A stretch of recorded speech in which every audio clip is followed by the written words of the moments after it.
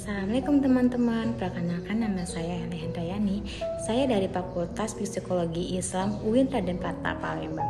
NIM saya 1930901171. Di sini saya akan menjelaskan tentang gangguan conduct disorder pada remaja.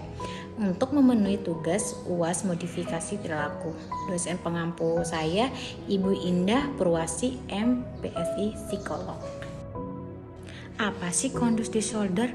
Menurut DSM Kearney 2003, conduct disorder adalah pola perilaku yang menetap dan berulang, ditunjukkan dengan perilaku yang tidak sesuai dengan nilai kebenaran yang dianut oleh masyarakat atau tidak sesuai dengan norma sosial untuk rata-rata seusianya. Bagaimana perilaku conduct disorder sendiri? Berikut ini adalah contoh dari perilaku conduct disorder. Yang pertama, vandalis. Yang kedua, berkelahi. Yang ketiga, melukai orang lain. Yang keempat, merusak benda. Yang kelima, menyiksa hewan. Keenam, menggunakan senjata. Ada juga yang mengatakan berbohong, suka keluar malam, bolos dari sekolah adalah contoh dari conduct disorder. Sebab terjadinya conduct disorder. Pertama, karakteristik kepribadian. Remaja yang menderita conduct disorder pada masa kecilnya sering mengalami gangguan dalam hubungan sosial yang disebabkan oleh banyak faktor. Holsham dan Kasnedi 1991 juga mengatakan tentang apa yang dirasakan oleh orang-orang yang mengalami conduct disorder, yaitu mereka tidak nyaman dengan situasi keluarga juga dengan pola asuh yang mereka dapatkan. Temperamentan dan karakter. Hanley 1995 mengatakan bahwa temperamentan merupakan salah satu resiko awal untuk terjadinya conduct disorder. Anak yang mengalami conduct disorder memiliki temperamentan yang keras yang disebabkan oleh faktor genetik. Temperamentan didefinisikan sebagai perbedaan individu yang menetap dalam kualitas dan intensitas reaksi emosional, tingkah aktivitas, dan perhatian serta pengaturan emosional. Ketiga, fungsi kognitif. Hubungan antara fungsi kognitif dengan conduct disorder merupakan suatu yang kompleks. Fungsi kognitif merupakan proses berpikirnya seseorang atau pola cara berpikirnya. Fungsi kognitif berhubungan dengan tingkat intelijensi seseorang yang dipengaruhi oleh genetik dan lingkungan. Yang keempat, organik dan neurologis. Kebanyakan literatur mengenai conduct disorder menitiberatkan pada hubungan faktor-faktor psikologi dan sosial. Suatu model perkembangan yang juga penting untuk diperhatikan secara berimbangan, yaitu faktor atau bidang neurologis dan hal-hal yang berkaitan dengan otak. Organ otak terdapat pemahaman yang terbatas mengenai hubungan fungsi otak dengan conduct disorder. Tapi bagaimanapun terdapat cukup bukti untuk menerapkan bahwa seseorang remaja dapat mengalami conduct disorder sebagai akibat fungsi neurologis yang abnormal. Kelima, dinamika keluarga. Disorder ternyata dulunya mengalami penolakan, kekerasan, pelecehan seksual, kemiskinan, gelandangan, dan lain sebagainya. Oleh karena itu, kita perlu menelaah lebih jauh tentang pola yang komprehensif antara individu dan keluarganya. Dalam masalah dinamika keluarga, kita harus mempertimbangkan perlu melihatnya keadaan suatu generasi. Keenam, faktor sosial dan lingkungan. Ferry 1997 menyatakan bahwa seorang remaja yang mengalami conduct disorder akan menghabiskan dana sosial yang besar. Ini disebabkan karena orang-orang yang mengalami conduct disorder rendah produktivitasnya, tidak dapat bermanfaat secara langsung bagi masyarakat, khususnya pelanggaran hukum, masalah keluarga, perawatan kesehatan, dan ancaman terhadap orang lain. Hal ini selanjutnya menimbulkan permasalahan sosial, krisis kepercayaan terhadap mereka yang mengalami conduct disorder.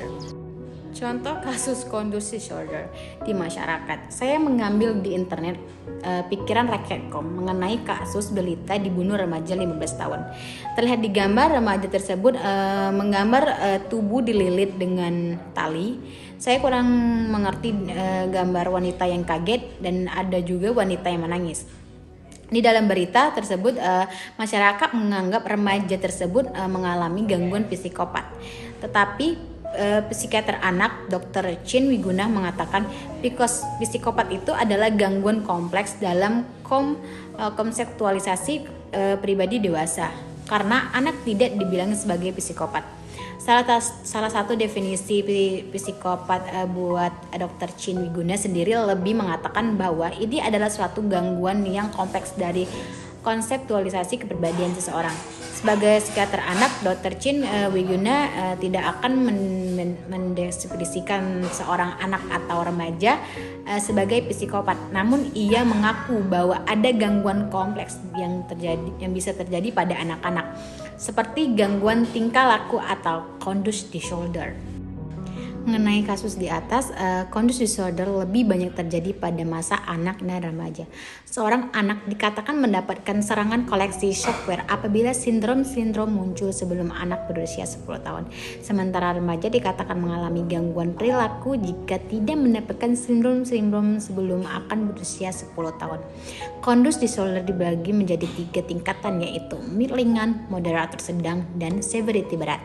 Banyak pemuda dengan kondisi conduct disorder, kelainan perilakunya dimulai pada masa kanak-kanak dan menimbulkan akibat jangka panjang pada masa remaja hingga dewasa, dan cenderung berat dan menat. Pengobatan yang dapat dilakukan untuk gangguan conduct disorder: yang pertama, terapi kognitif; yang kedua, terapi orang tua dan anak; yang ketiga, terapi keluarga; yang keempat, terapi kemampuan bersosialisasi. Cara memodifikasi perilaku conduct disorder, caranya menggunakan teknik token economy. Saya melihat di sebuah penelitian, kebanyakan penelitian menggunakan teknik ini. Teknik token economy adalah suatu cara untuk menguatkan tingkah laku yang ditujukan kepada anak yang sesuai dengan target yang telah disepakati dengan menggunakan hadiah untuk penguatan yang simbolik. Perilaku apa saja yang harus dimodifikasi? Yang pertama, perilaku agresif; yang kedua, perilaku melawan; yang ketiga, perilaku menarik diri; yang keempat, masalah perhatian; yang kelima, kecemasan atau depresi; keenam, keluhan somatik; ketujuh, masalah pikiran; kedelapan, masalah sosial. Kesimpulan yang dapat saya berikan, untuk melakukan deteksi terhadap gangguan perilaku, kita perlu menganalisis terlebih dahulu gejala dan penyebab dari conduct disorder. Hal tersebut dilakukan agar tidak terjadi kesalahan dalam melakukan diagnosa dan treatment yang akan diberikan. Ini saja yang dapat saya sampaikan mengenai gangguan conduct disorder pada remaja. Apabila ada kesalahan dalam pengucapan nama, gelar, saya minta maaf. Saya ucapkan terima kasih atas waktunya, dan wassalamualaikum warahmatullahi wabarakatuh.